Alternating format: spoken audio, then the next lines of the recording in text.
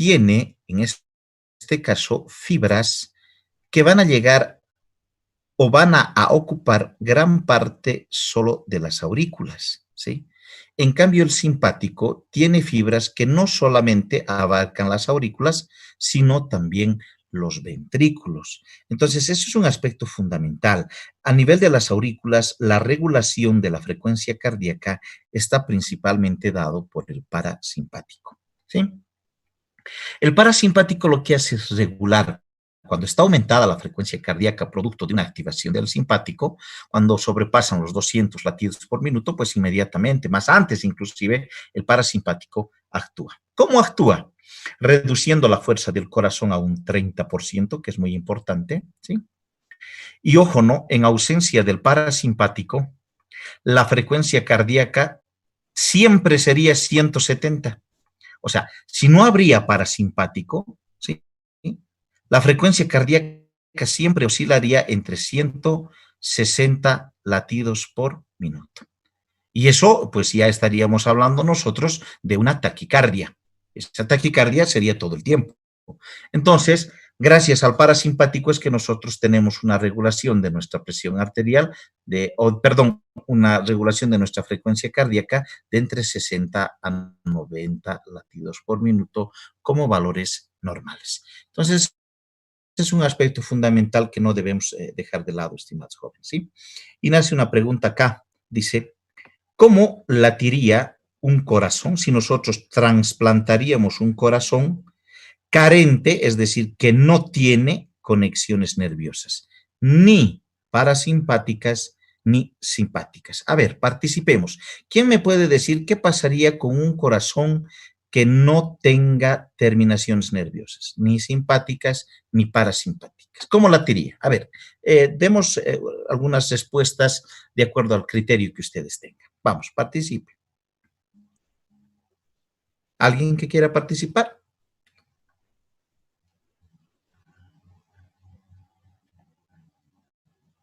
¿Nadie? Doctor, A ver, Araceli, dime. como el simpático aumenta y el parasimpático regula, yo creo que si no existiría de ninguna de las dos, el corazón latiría rápido y lento, o sea, de una manera inestable. No habría quien le Exactamente. reciba. Es Correcto, Araceli, tu respuesta es totalmente correcta. En realidad, si no existirían terminaciones nerviosas en el corazón, pues entonces el corazón en algún momento dado latiría rápido, ¿sí? Por encima de 160 latidos por minuto, y en algún momento dado, como no hay un mecanismo regulador tampoco a nivel del vago, pues el corazón también llegaría a latir entre 40 y 60 latidos por minuto. Entonces, estaríamos hablando de que el corazón en este caso tendría una inestabilidad a nivel contráctil con aumento de su frecuencia cardíaca y disminución al mismo tiempo. Un aspecto fundamental que no debemos dejar de lado. Muy bien, una respuesta totalmente correcta. Cabe mencionar y debemos analizar este aspecto fundamental. Miren, dice un deportista, obviamente de los deportistas profesionales, por favor, ¿sí? No de los que se hacen a los deportistas, sino los deportistas profesionales. Se habla de que un deportista en condiciones de reposo, es decir, cuando no está haciendo nada, ¿sí? Sufre de bradicardia. ¿Saben lo que ustedes, el significado de bradicardia? Es cuando los latidos cardíacos están disminuidos por el valor normal. En realidad, entonces, si nuestro valor normal era de 60 a 90, pues una bradicardia ya es considerada 50, por debajo de 60 en este caso, ¿no? ¿Sí? Entonces, ese aspecto fundamental nos dice acá que hagamos un análisis. ¿Por qué un deportista profesional, cuando está en reposo, tiene bradicardia? A ver, ¿quién me puede decir? Y esto es, todos los deportistas, todos los atletas a nivel profesional son bradicárdicos cuando están en reposo. Empezaremos a encontrarle la explicación correcta de por qué, porque van a venir un paciente, ¿no? A consultarles a ustedes van a hacer, le van a escuchar su corazón de rutina y demás, y van a escuchar que una persona delgada, de contextura totalmente atlética, pues con una frecuencia cardíaca de 50, Ustedes pueden decir, ucha, este paciente tiene bradicardia, estamos en problemas, habría que solicitarle un electro, van a empezar a solicitar una serie de análisis complementarios, los cuales están de más si ustedes no pueden explicar la lógica del por qué un paciente o una persona deportista profesional presenta una bradicardia en reposo. A ver, ¿quién me puede dar la lógica del por qué los deportistas son bradicárdicos cuando no están haciendo nada, cuando están en reposo? Su frecuencia cardíaca es de 50 o 55, qué sé yo. ¿Quién me puede responder a esa interrogante? Doctor, es porque sus músculos están bien trabajados y pese al reposo siguen trabajando. Entonces, incluso el gasto calórico del corazón es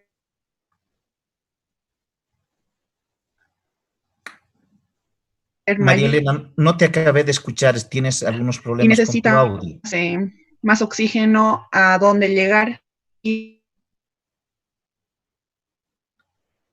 Bien, voy a tratar de interpretar lo que dijiste, María Elena, no te pude escuchar por Ahora completo. sí, doctor.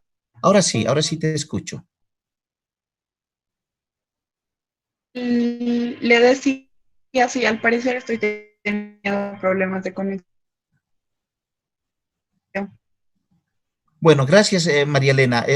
Algo te he interpretado Le y vamos decía, a... los deportistas trabajan.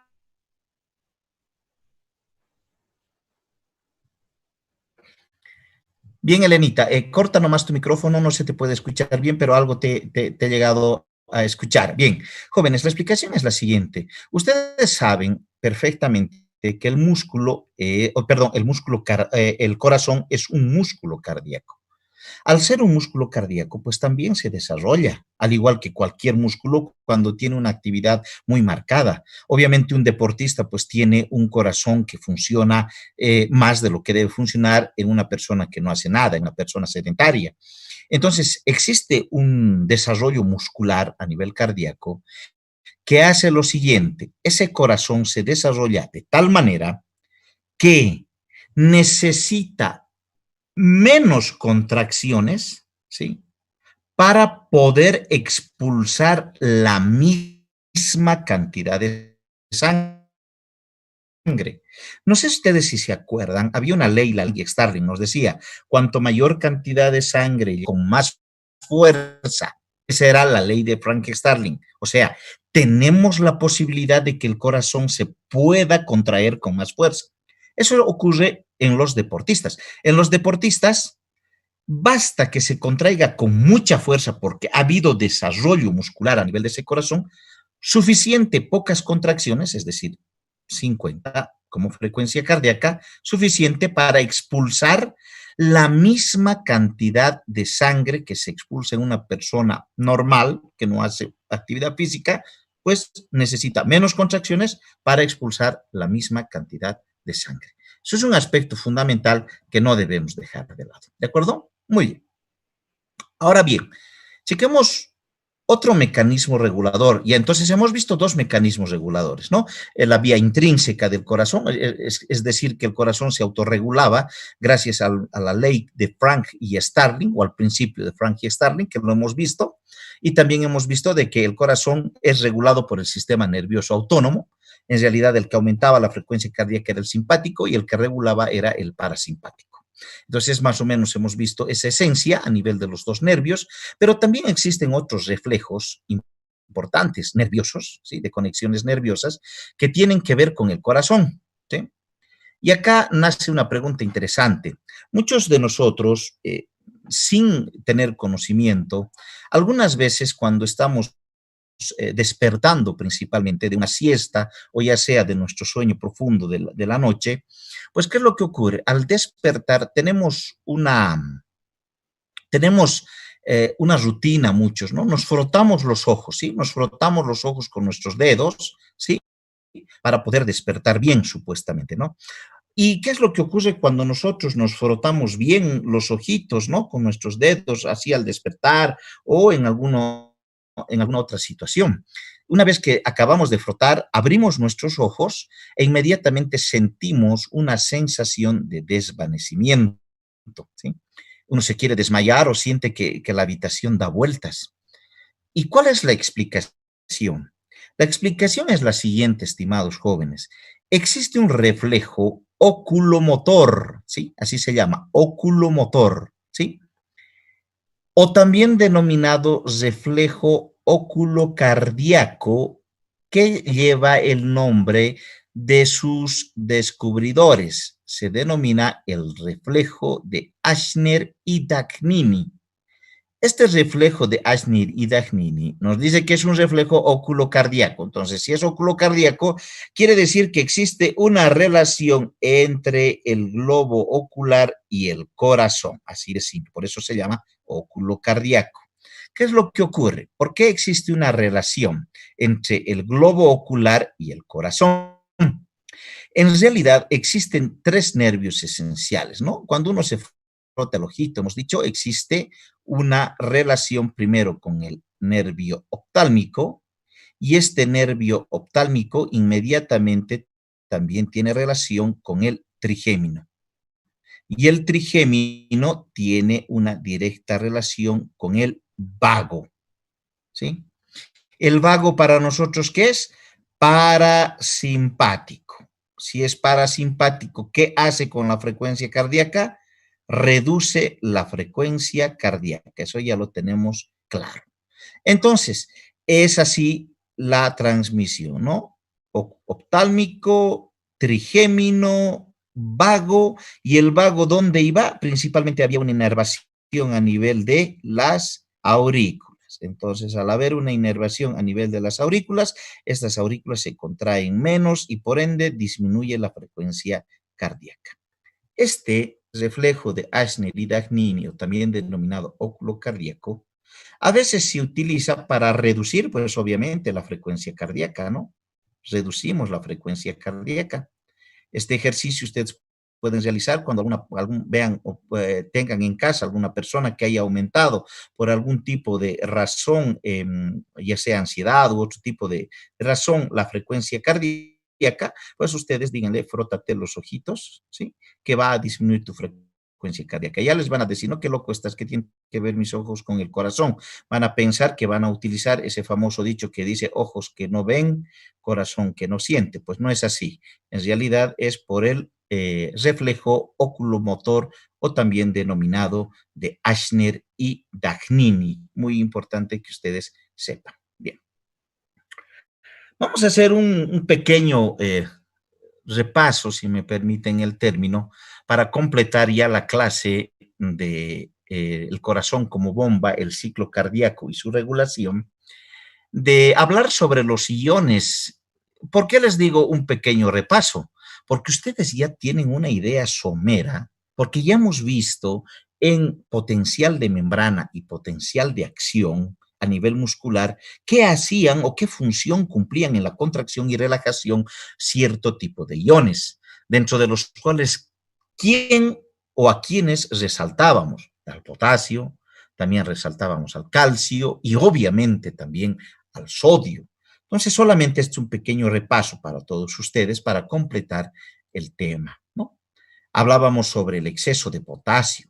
Ya sabemos, cuando a nosotros nos dicen potasio en el interior de la célula, quiere decir, pues, relajación, ¿no es verdad? Para nosotros, potasio es relajación y sodio es contracción. Eso ya tienen ustedes claro. Entonces, el exceso de potasio hace que el corazón, pues, se vuelva flácido, ¿sí?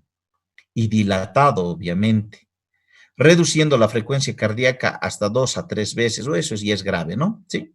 Entonces, inclusive la disminución de potasio puede producir una flacidez tal que inclusive puede llevar o puede conllevar a la muerte. Eso ya tenemos como un aspecto fundamental. A ver, recordemos, el exceso de calcio para nosotros en el interior de la célula, ¿qué significa? Contracción.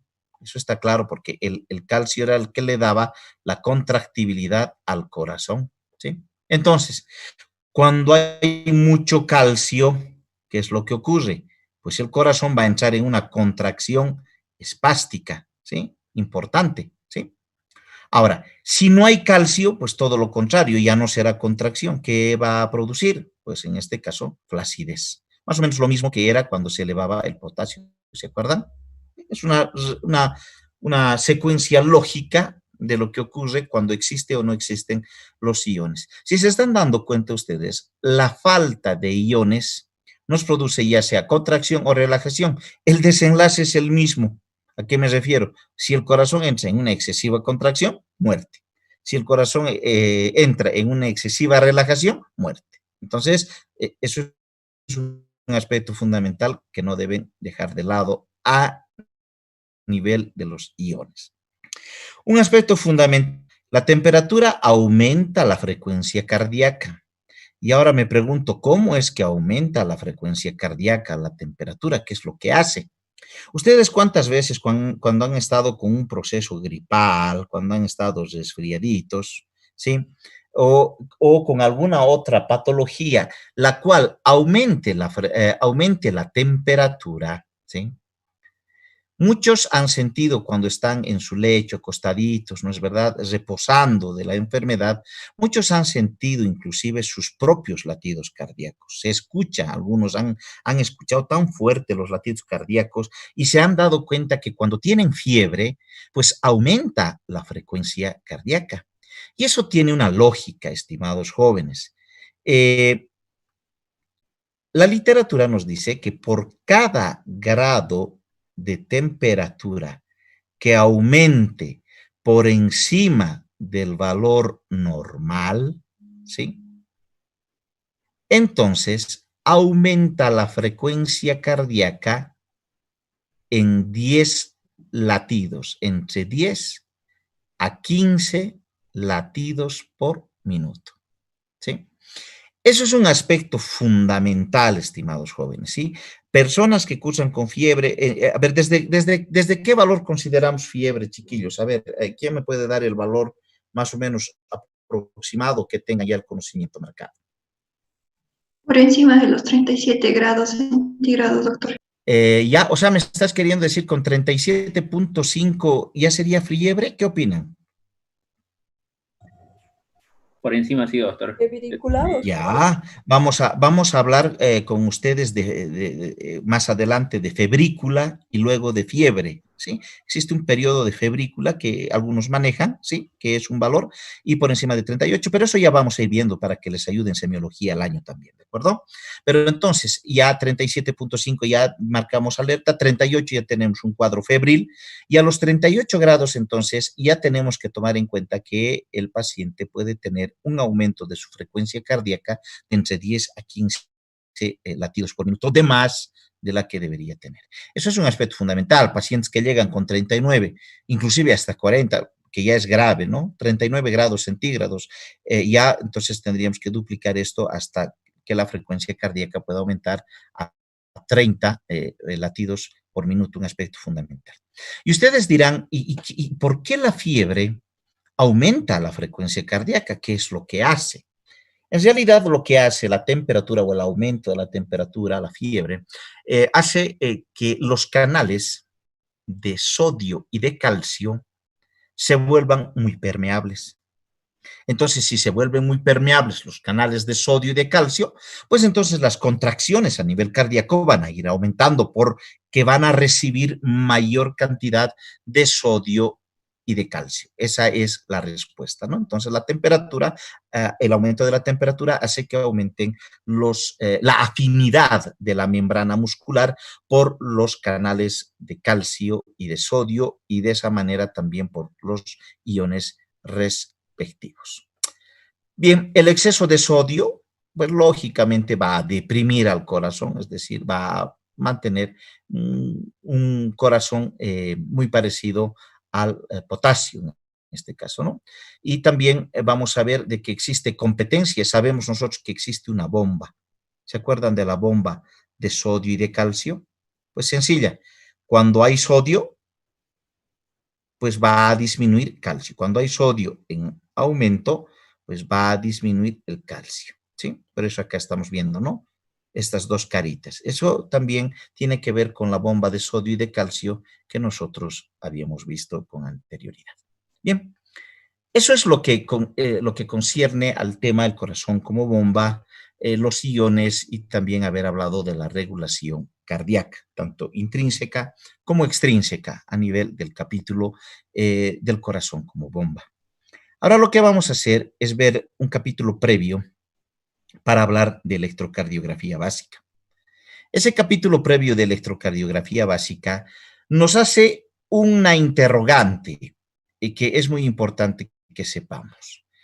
Ustedes han visto en las películas, más que todo en las terroríficas, o aquellos que han visto, por ejemplo, los sacrificios que hacían los aztecas, ¿no? Y nos mostraban principalmente esos sacrificios tan sangrientos que las personas extraían el corazón, ¿sí?, de los individuos, y en la mano del que extrajo el corazón, pues veíamos algo genial, ¿no? El corazón todavía seguía latiendo.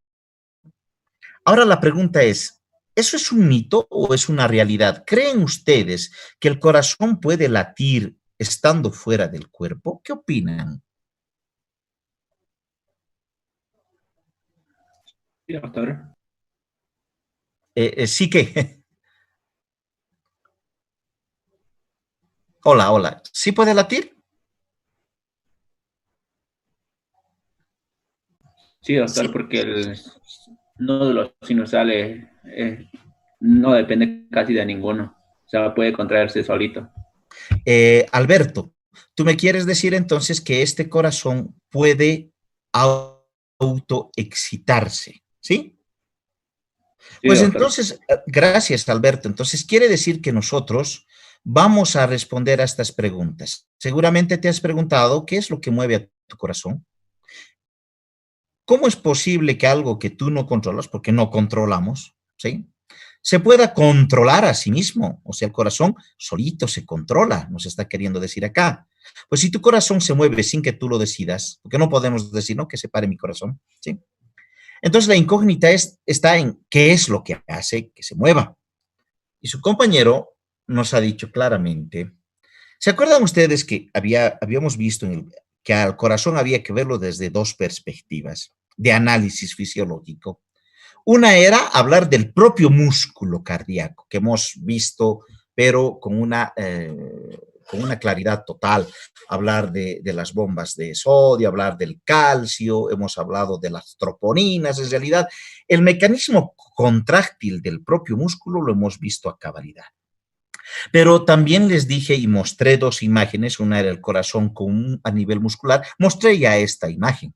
Esta imagen en realidad nos decía de que el corazón se autoexcita, tiene su propio sistema eléctrico de conducción, el cual hace de que el corazón también pueda latir. Entonces, fíjense que nosotros vamos a ver al corazón patologías a nivel muscular propio, pero también vamos a ver patologías a nivel del sistema eléctrico.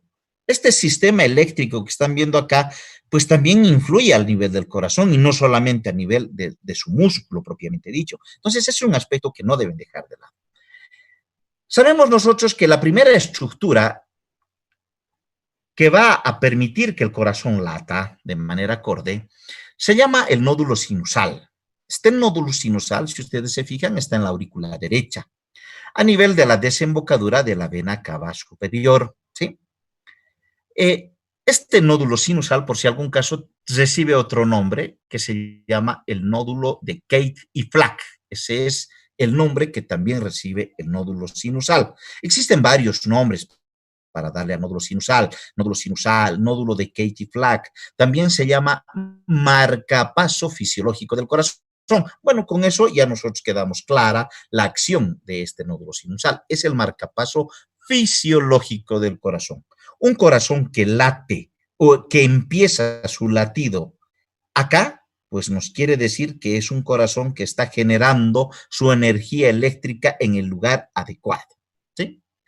Ustedes luego pueden observar que existe tres ramas, fíjense acá, una rama, dos ramas y tres ramas que van a tener en contacto con otro nódulo, ¿sí? Estas tres ramas se denominan de acuerdo a la posición en anterior, media y posterior. La anterior también se denomina Bachmann, ¿sí? La media se denomina Wenckebach y la posterior se denomina Torel, ¿sí? Estas tres fibras se llaman internodales. ¿Por qué se llaman internodales? Porque están entre un nódulo que se llama el nódulo sinusal, ya hemos visto, o el marcapaso del corazón, y el otro nódulo que se llama el nódulo de aurículo ventricular. Pero algo que nos llama la atención después de hablar de estas tres fibras es lo siguiente. Ustedes se están fijando otra fibra que es accesoria de la rama anterior de Bachmann, fíjense, esta accesoria, ¿sí? Que va a ir exactamente a confluir en la aurícula de izquierda. Es muy importante esta fibra accesoria, porque si no, si ustedes se están dando cuenta, la aurícula izquierda no llegaría a contraerse por no recibir la actividad eléctrica que ustedes están viendo acá. Entonces, tenemos tres ramas, Bachmann, Wenckebach y Torel, y una fibra accesoria de la Bachmann que llega a la aurícula izquierda. Después, la actividad eléctrica del corazón llega al nódulo. ¿A qué nódulo hemos dicho? Aurículo ventricular, o también denominado de Ashok y Tawara.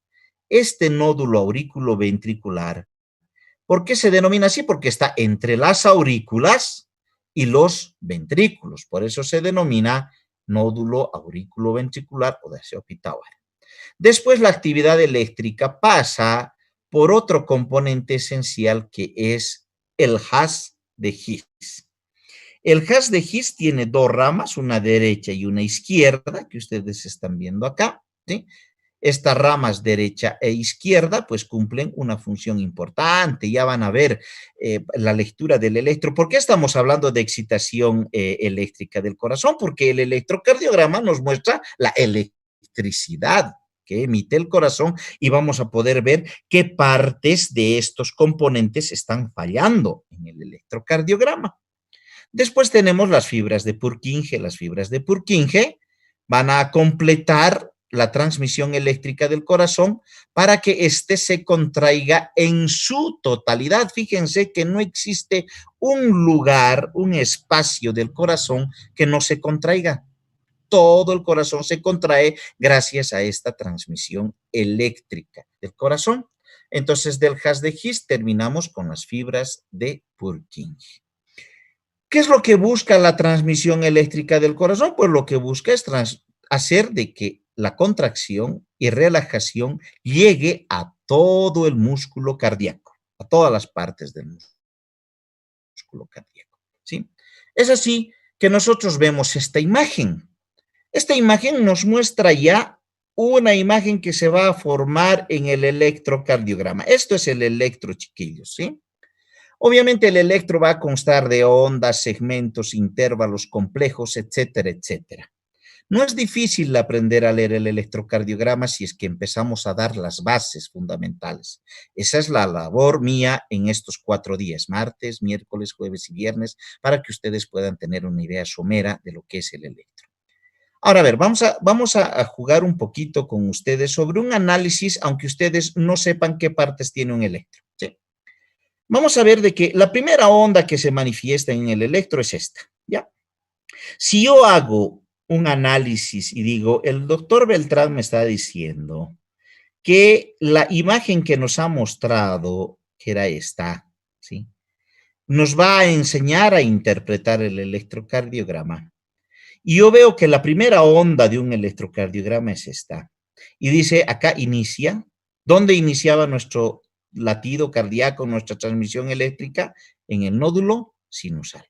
Entonces, si inicia todo esto acá, que nos muestra electricidad, y esta es la primera onda, entonces esta onda, ¿a qué representaría? ¿A qué representaría en el electro? Es decir,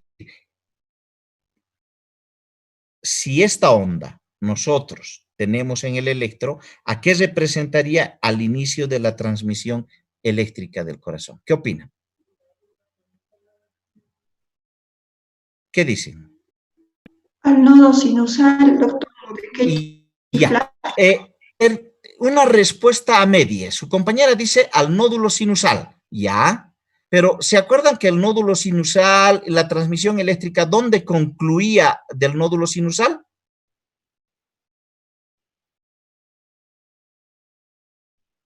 Aurículas. ¿Se acuerdan? Entonces, solo una pregunta básica.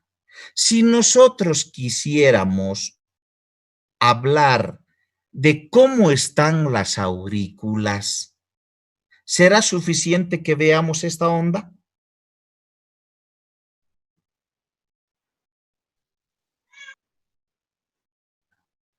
¿Qué dicen? Vuelvo a preguntar. O sea, esta es la actividad eléctrica del corazón. Voy a volverles a repetir al nódulo auriculoventricular, del nódulo auriculoventricular al haz de His, del haz de His a las fibras de Purkinje.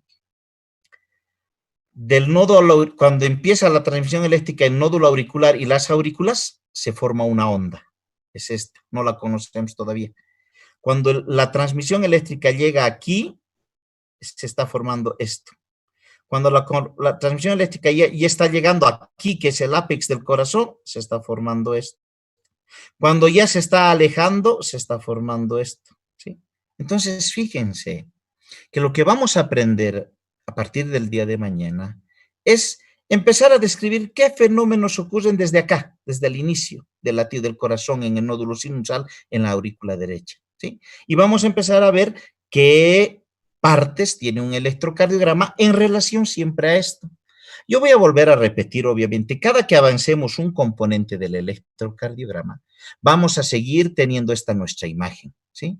Y ahí van a ver que es facilito hablar, alguna vez han escuchado hablar de bloqueo de rama derecha, bloqueo de rama izquierda, y alguna vez han dicho, ¿qué será eso, no? Pero, el haz de His tiene una rama derecha y una rama izquierda. Debe ser que hay un bloqueo, entonces algo debe ser que la actividad eléctrica no está pasando de manera acorde por estas ramas. Uy, entonces, ¿en qué parte del electro voy a ver esos bloqueos? Si esto era aurículas, puede ser que esté por acá, caliente, caliente. Entonces, así vamos a ir aprendiendo con todos ustedes con las herramientas que se les pueda dar a partir del mañana. Entonces, ya les hemos dado la clase introductoria de la actividad eléctrica del corazón. Ahora nos queda, pues, ponernos las pilas. Por favor, tienen 30 segundos para colocar el número del grupo. Me había olvidado eso decirles, por favor, en el chat, ¿sí? Eso ya lo tienen que hacer de manera, sin que yo ya les pida, por favor, sí, pongan en el chat el número del grupo, sí, grupo número 2 o grupo número 7, háganlo rapidito, por favor, porque ya no tenemos mucho tiempo. Bien, si es que existe alguna pregunta, jóvenes, pues podemos todavía con estos 40 segundos que tenemos. Bien, si no tienen ninguna pregunta, el día de mañana ya empezamos con electro, ¿de acuerdo, jóvenes? Y eso es muy importante que ustedes también tomen en cuenta. Trataremos de entrar más tempranito para poder aprovechar los 40 minutos que nos brinda el Zoom y poder tener un avance. El examen va a ser hasta donde nosotros demos la última palabra el día viernes, hasta ahí va a ser su examen, ¿de acuerdo? Yo ya les voy a dar las directrices, me voy a comunicar con sus presidentes para informarles el horario, qué es lo que tienen que hacer y todo lo necesario para que puedan realizar su examen. Ha sido un placer, como siempre, compartir con ustedes. Hasta luego, jóvenes. Hasta luego.